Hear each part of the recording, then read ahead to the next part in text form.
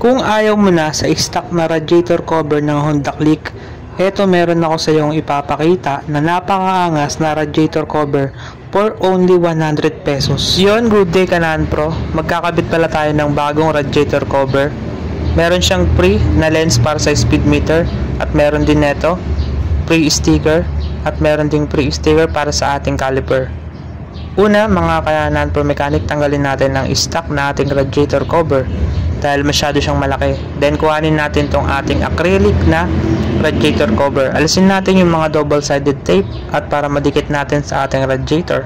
After natin matanggal ay idikit na natin to mga Kanan Pro. Ganun lang kasimple, ganun lang kadali at pogi na ulit ang ating Honda Click. Ito naman yung sticker para sa ating caliper. Ididikit lang natin yan dyan sa tinuturo ko mga Kanan Pro at ganito lang kasimple at ganyan nakaporma yung caliper nyo. Available pala yan sa ating yellow basket.